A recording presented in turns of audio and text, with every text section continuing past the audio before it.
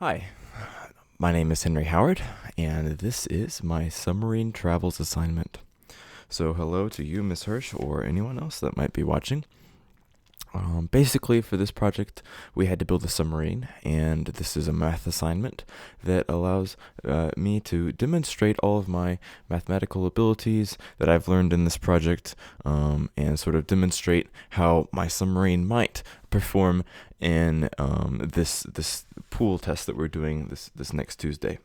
Okay. So I'm going to go ahead and get started. I am going to put this keynote online somewhere. I'll hopefully put this somewhere in my YouTube description so that it's clear, so you can download this and follow along, or you can just download it and look at it at your own pace if you want to. However, I'm going to be moving kind of slow, so if you probably won't be feeling left behind. All right. So this is basically my visual outline, my visual representation. Sorry, this is an outline of my path.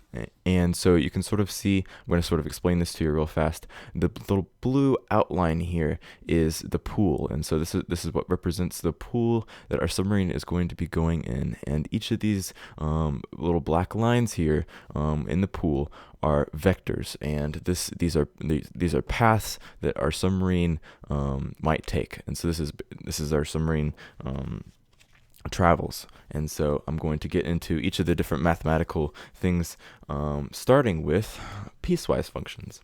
And so basically, these are piecewise functions that also sort of show you where my submarine might go, or the plan. And so you can sort of see, this is an overview. I know you don't see any work yet. So you can sort of see over on the left side, I have a screenshot of my different Desmos equations. So I use Desmos calculator, and you can see a screenshot of the graph at the bottom. And this basically I used to figure out my equations and make sure that they were all correct. And then I went and I made a more finalized version of my piecewise function, and that's over here on the right side. All right, now I'm going to go and explain how my work, all of my work. And so basically, with my piecewise function that I have over there on the left, I'm going to start with each of these vectors. So the first vector is the red line on the left side there, and the seventh vector is the one on the right-hand side, the red vector. So you can sort of see how it is on a coordinate grid. And so basically, I start with the slope, and this is something we learned in 7th grade. This is rise over run, right? And so that first vector has a slope of -11/5, and so it goes down 11 units, and it goes over 5 units, and so that's the slope.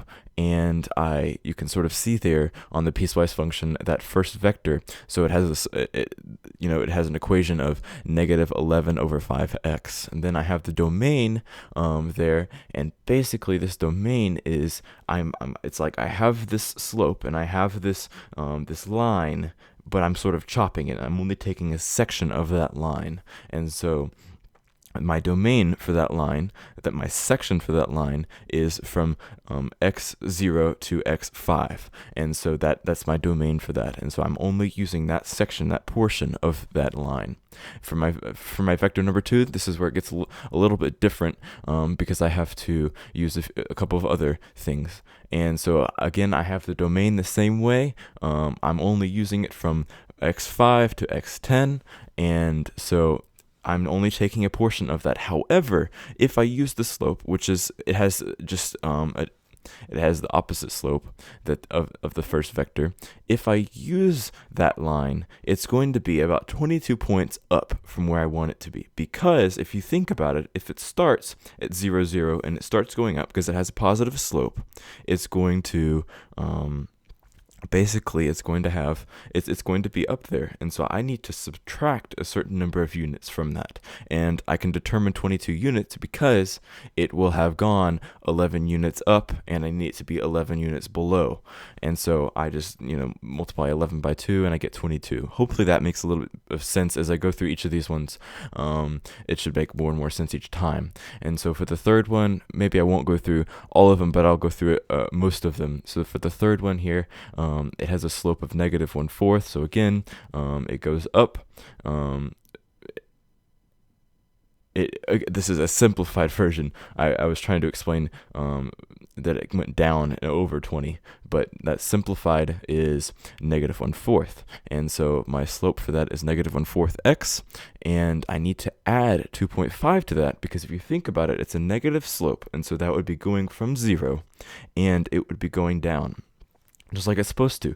But I need it to be going down from 0 at 10, at x of 10. So I need to add 2.5 to that, because it would be at -2.5 at an x of 10 if it continued on that original slope. And so that's why I did that. And again, I'm just sort of slicing or taking a portion of that line using my domain there. And so I have, 10 is less than or equal to x, which is less than or equal to 30. And so that's the portion of that line. Then I have my fourth vector, same type of thing with the fifth one and the sixth one. The seventh one's a little bit different because it has a slope of 0.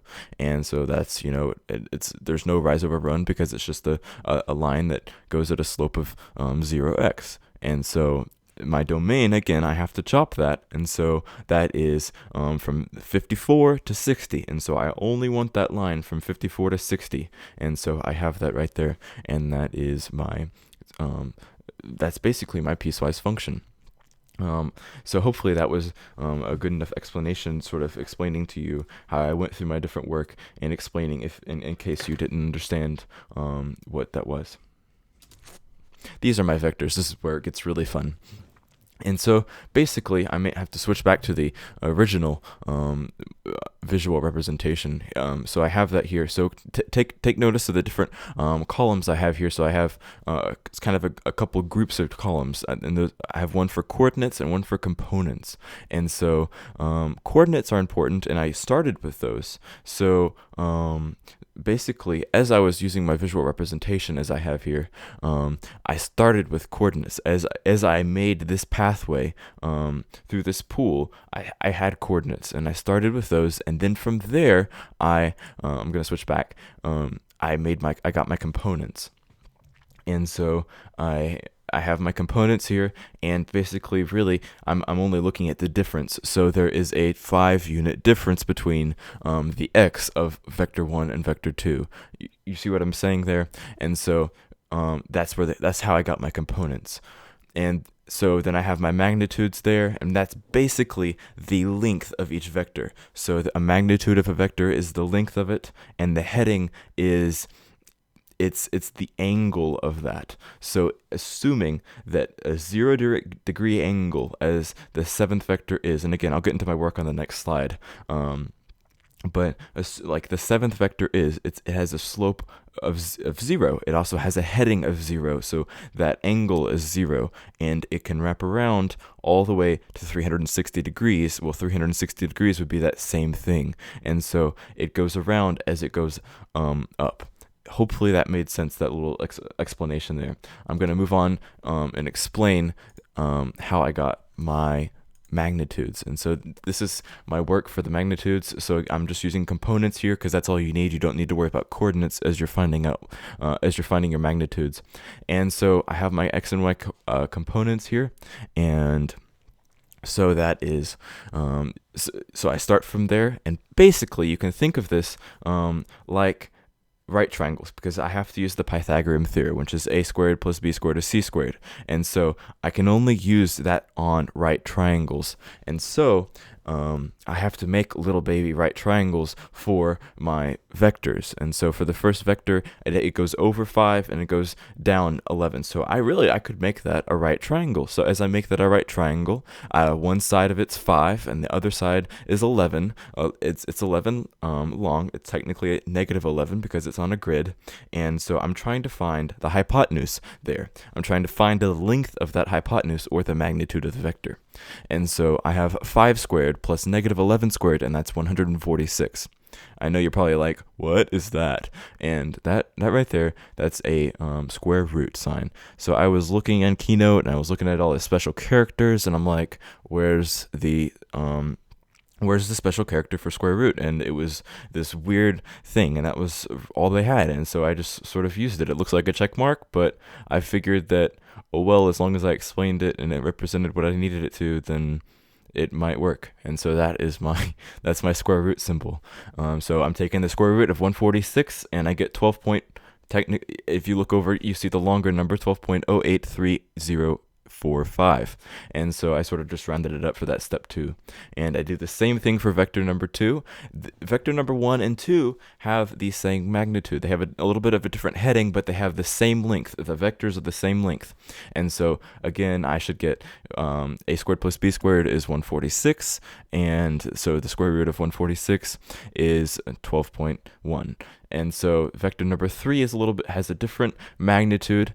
It's a little bit longer, and so my x component and my y component. So again, I'm taking the x component squared, so 20 squared plus negative 5 squared, and I get 425. The square root of that is 20.6. So yeah, if I go, I'm just going to skip down to number 7 because it's a little bit different, but 4, 5, and 6 are about the same as 1, 2, and 3. So number 7, I have my my x component there, but because it should be simple because it's not at a slope of anything but 0, and so you really could just count. And so, but just to sort of show my work, I have here. So for step number 1, I could pretend that it's a triangle, even though it's a flat line. And so I have a squared plus b squared. I'm finding the length of the hypotenuse. So 6 squared is 36 plus 0 squared is 0, and I get 36. I take the square root of that, and I get 6. And that is the length of that line, or the magnitude. But really, you could just look at it and count 6 different units and know the magnitude of that line. So hopefully this explains magnitude, and so I'm going to go ahead and move on to heading. And so this is how I found the different headings for each of these vectors. And so I have the components again over there, and then I'm going to start with step 1 and step 2. And so I have my components here, and I know what my slope is, so for each line, and so slope is rise over run, and I do negative 11 over 5, and I get negative 2.2. And then, because I know trigonometry and everything, and I can use that to find the angle of a line, or the angle of a vector in this case, I know that I can take the tangent of the slope, and I can find the heading of that vector. And so I did the inverse tangent of negative 2.2, and I got negative 65.6. And so this is a little bit weird because it's a negative angle, and I don't want negative angle because with headings, you need it to be a positive angle between 0 and 360. And so 359 would be just under. It would be a very slight negative slope, and it would be just under a slope of 0. And so basically, because it's a negative slope, I'm going to go ahead and switch back to my I'm going to switch back to the visual representation that I have here. And so look at that first one again, all the way over on the left side. It has a slope of about negative 65. And you're, yeah, I could see that. But really what you want to think about is it wrapping all the way around. So it has an angle of 294. And so that's how I found that. Nope, that's magnitude. Just kidding. Here's heading. Okay. So I have my heading here, and so that's how basically I found. So I subtracted 65.6, and it's a really long number. I just rounded it up there from 365, and I got 294.44395, and that's my heading for my first vector. I do a similar thing for the second vector. Again, it has a very similar heading, except that it's positive. So as I take the inverse tangent of 2.2 instead of negative 2.2, I get 65.6. Now, I don't have to subtract, I add this to 0, and so I get 65.6. So if you look back at the sorry, I'm going to switch back again. If you look back at vector number 2, which is the second one from the left, if you think about it, it does have an angle of about 65 degrees, and so that's how I have to do that. So I only have to add or subtract it's kind of subtracting because I'm adding a negative number. So for the negative angles, I have to sort of add those to 360 degrees to get, because it wraps all the way around because it has a negative slope. Hopefully that explanation made sense. So for vector number 3, I have my different components there, and again I have find my slope, rise over run, so negative 5 over 20, and I get negative 0.25. I take the inverse tangent of that, and I get negative 14. Now this is negative 14. I have to do another step, so I add that to 360, and I rounded up to negative 14 because it did round up to negative 14. I think it was so. Anyways. Maybe I rounded down. Okay, sorry. Anyways, as I add that to 360 degrees, I get 345.96376. And then again, I do the same thing for vectors 4, 5, and 6, keeping in mind that when I get a negative heading, it looks like I have a typo on vector number 5. If you look at step number 2, that's 2 negatives, that's a double negative. That's not true. It's a single, so it is negative 26, and I add that to 360 degrees. That's not a positive number. I just want to point that out.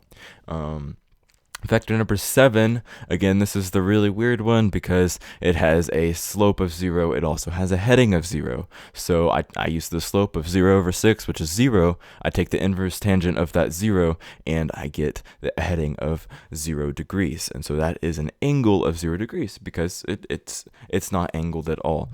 So I'm going to go ahead and move on from explaining my different vectors and how I got my magnitude and heading. For those, and I'm going to move on to distance and midpoints. So I basically, I have a second slide for this. I split my subtravels up into 2 different pictures, and so this is the first half of it, and so I have my distance. My distance is the distance of each of these vectors, and really, if you look at the definition, that's the same number as the magnitude for each of these. So I can just use that same number because I found the distance of each of these using the magnitude. And so I have the magnitude of each of those, or the distance of each of those, listed there, and then the midpoint. And and the midpoint is the very center of each vector, and so or of each line. And so I find this by dividing the different components up. And then, but you have to be aware when you're looking at these, you have to be aware of your coordinates, but you also have to be aware of your components. So you have to be sort of keep both in mind. It probably would have been a smart thing to add those into this table here. So I have my midpoint, and so because I know for my first vector it goes over 5 for x, I can divide that by 2. I just divide both of those, and it goes down 11. I divide that by 2, I get 5.5. So I get negative 5.5, and that is my midpoint for that line. So I get a midpoint of 2.5 and negative 5.5. You can sort of see that dot there, and the green lines represent how I found the midpoint. For vector number 2, it did the same type of thing. It goes up 11, divide that by 2, get 5.5. So I go up 5.5, and I go over 2.5 because it goes over 5, and that's half of 5. And so I get a midpoint, again, staying aware of that I'm moving over. So I don't want to put a midpoint of 2.5 and negative 5.5. I want to make sure it's 7.5 because it's moved over 5. So you want to make sure you're keeping track of those coordinates as you're using these components. And vector number 3, I basically, I divide, it goes down 5, I divide that by 2, I get 2.5, so it goes down 2.5, and it goes over 20, and so I divide that by 2, and it goes over 10. But because it starts 10 units over, it really has a midpoint of 20 and negative 2.5. Okay, I'm going to go ahead and move on to the second half of this. And so the vectors 4, 5, and 6, and 7, 7. And so it's the same thing for vectors 4, 5, and 6. You're just sort of splitting the x and y components in half and going up and over for each of those to find the midpoints. Again, the distances are the same as the magnitude. Vector number 7 is again, it's the length of 6 because it has a, it's pretty simple, and so its magnitude is 6, and half of 6 is 3, so I add 3 to 54 where it starts, and I get 57, 0 as its midpoint, and so that's where it is right there. And so hopefully this explained distance and midpoints well enough. I'm going to go ahead and move into the other fractional points. So if you wanted to have points that were, other than 1/2 as the midpoint, you can sort of use these. And so I have a fraction here. I'm going to go ahead and start using the third vector. I'm going to start using a fraction of 1/5. And so I go over and I divide, so I think, okay, it goes over 20, it has a x component of 20, I divide that by 5, and that's 4, so I need to move over 4, and it has it has a y component, of 5, I divide that by 5, I get 1, so I go down 1, and so my coordinate is 14 and -1. So that's how I find the other fractional points. So let's find 3/4 here. So I divide 20 by 3/4, or I multiply it by 3/4 really, so divide it by 4, multiply it by 3, and I get 15. And then I do the same thing to 5. That's a little bit messier of a number, but it's really not. It's -3.75, and so that's 3/4 of 5, and I go down that. Let's go ahead and go down to the second portion of this slide, and that is vector 6 and 7. So if I was wanting to find 1/3 of vector 6, find a point along that line that is 1/3 of the length, I can basically divide 4.5, which is the y component of that vector, by 3, and that's 1.5, and I move up 1.5, it's 9 as an x component, I divide that by 3, get 3, and I move over 3, and I have that coordinate of 48 and -3. Hopefully this is making sense. Vector number 7, a little bit simpler, so I could, if I wanted to find a fraction of 2/3, I could go, I know 2/3 of 6 is, 4, and so 2/3 of 6 is 4, and I move over 4 points, and I get 58, 0 as my coordinate. So this is my other fractional points. Hopefully this made plenty of sense, as well as the distance and midpoints. I'm going to go ahead and move on to my resultant vector. And so I have my resultant vector here. And basically what this is it is the distance between where I started. So where I started the very first vector and where I ended the very last vector. Okay, and so that is from 0, 0 to, if you count each of those little lines, that's 60 units. So 60, 0. So that's the distance. That's where I put the submarine in and where I took it out at the other side of the pool. And so the resultant, you can sort of see the resultant vector is just the total distance, and we'll get into displacement in the next slide.